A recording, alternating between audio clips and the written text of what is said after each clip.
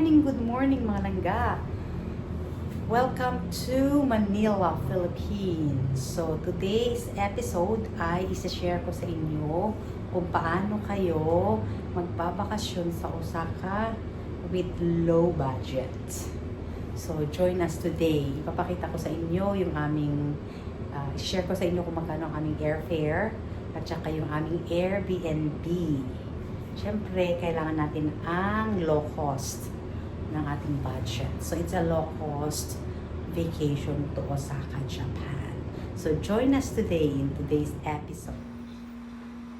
So, ayan, nasa airport na tayo. So, ayan ang aeroplano natin. Cebu Pacific ang ating nabook na aeroplano.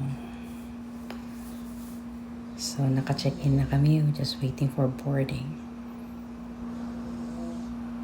So, delayed ang ating flight. So, we're just gonna wait. And of course, those who are planning to go to Osaka, Japan or anywhere in Japan, you have to secure proper visa. If you are a Canadian passport holder, ay free kayong pumunta sa Japan for 30 days. Boarding time na tayo. So, ayan ang ating aeroplano. So, Cebu Pacific, papuntang Japan, and then pabalik, it will be Air Asia. So, yun ang ating nabook online. Welcome to Osaka, Japan. So, after 4 hours flight, nandito na tayo. Ayan ang ating rapid train. So, medyo mahal ang rapid train, pero we chose that one kasi mabilis ito. 1 oras lang maaarating na kami sa Namba. At saka, siyempre, gusto din natin i-try. Mga langga. So, kanina hindi na ako nakapag-video from the airport. Tapos, nagsumakay kami ng rapid train. And then, paglapas namin ng Namba, hindi rin ako nag-video dahil hindi namin alam kung saan kami pupunta. Pero ginamit ko Google Maps. Tapos, nakarating na kami dito sa aming Airbnb. So, ito ang Airbnb. Nasa pintuan na ako. Yan, kumain kami kanina. Kasi gutom na gutom talaga kami. Nag-order na lang kami ng McDonald's. So, itong Airbnb dito sa Japan ay ganitong maliit siya. So, pagpasok mo is meron kang sink, fridge, meron kang kainan, meron kang washroom. Dalawa lang naman kami. Kaya, we just need a small space for us. May electric pan, may king size bed. Okay na kami din dalawa. Tapos, meron siyang aircon. Tapos may balkonahe. But of course, we will just close. There is a closet. So, ayan. So, very simple siya. Very small siya. Pero kahit hotel actually, ganun din. Maliit lang talaga ang ng Japan. May maraming towel kaming maraming towel. Ito ang washroom. Open natin, tingnan natin. Ayan. May bidet siya. May bidet. Ba't walang ilaw? Where is the ilaw? Ito. May ilaw dapat to eh. Pasensya na mga langga kasi hindi masyadong... Oh, basta yan. May bidet siya. Ayan yung washroom. Maganda siya. Maganda siya. And then, simple lang. Tapos separate kasi ang bathtub. Oh, wow. Separated ang bathtub niya. Pero at least, di ba? Ganda. Simple lang. Ito pala ang ilaw. Ayan ang ilaw. Para nang makita natin ang ganda siya. And then, dito yung washroom. Mag-ilaw na siya. Yan. May bidet siya. Maliit siya. Pero, okay na yun sa amin. Tapos, maraming tuwalya. Ayan. Ayan. May mirror siya. Ayan silang. Ayan. Tapos, may lutuan actually. Pwede kang magluto. But of course, we are not going to cook. So, we were staying here for 4 nights and 5 days. Dito sa area na to. So, ito ay nasa Namba. Malapit sa Namba Station. It's just 8 minutes walk from Namba Station. So, bakit Namba ang pinili namin? Dahil malapit actually. Ito ang parang hub daw ng business ng Osaka. Nandito ang Dotonbori, which is walking distance from our place. And we can get the JRS train to Kyoto, to Nara, and to Kobe. Kaya napili namin itong Namba.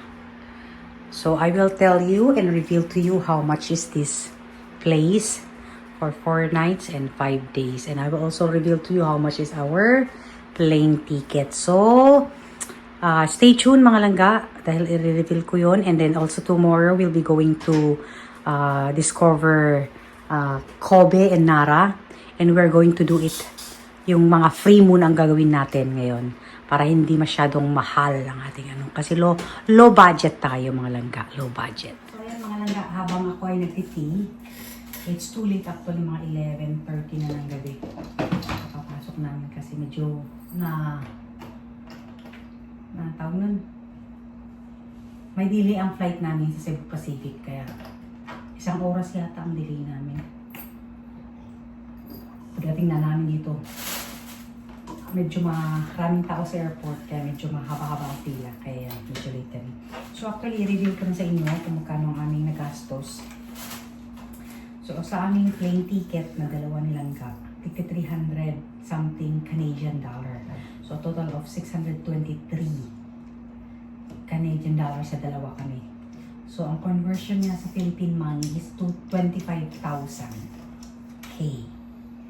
25K pala, or 25,000 sa Philippine money. Dalawa na kami doon sa plane ticket na yun. So ang airline namin is Cebu Pacific coming and Air Asia pabalik sa Pilipinas. And yung aming, pasensya ko, medyo nag-ano silang doon, nag-unpack siya. Ito naman ang Airbnb natin for 4 nights and 5 days is 325 Canadian dollars or 13,000 Philippine money. So a total of 38K yung dalawa kami, plane ticket at saka itong bahay na to. So medyo malaki-laki na yung nagastos namin sa plane ticket at saka sa Airbnb. So ang gagawin namin ngayon ay, ang gagawin namin dito sa Osaka, Japan will be yung mga free na gagawin. So tomorrow, magtitingin-tingin ako sa kung anong pwedeng gawin na free, na enjoyable. So sa Nara, nag-choose ako ng 3 na free. Tapos yung iba, medyo titingnan natin yung hindi kamahalan na ang gagawin natin. Kung sobrang mahal, hindi na namin gagawin. Or kung talagang must do, then we have to do it kahit medyo mahal ang bayad. So we are trying to do a low budget talaga kasi medyo mahal na ang aming plane ticket at saka yung itong ano natin, itong Airbnb. Ang Japan pala is 1 hour early sila sa Pilipinas. So advance kami ng 1 hour dito sa Pilipinas. Kaya ayun, medyo mahal pala, akala ko medyo mura. Pero I think this is the minimal din talaga to. Kasi pagka mag-book ka ng hotel, talaga ang mahal-mahal talaga. Sobra. Trinay ko pero talaga ang mahal. So we tried itong Airbnb. A little bit challenging kung paano ka mag-check-in. Pero when you get in, wala nang problema. O, diba? So, ayun, tomorrow, another vlog ang gagawin ko. Ipapakita ko din sa inyo kung anong gagawin namin ng low cost na mga gagawin dito sa Osaka, Japan. So, we'll be going to Kobe, Nara, and Kyoto, and then Osaka. So, yan ang gagawin namin for a low cost budget. Bye mga langga! See you tomorrow in our next vlog.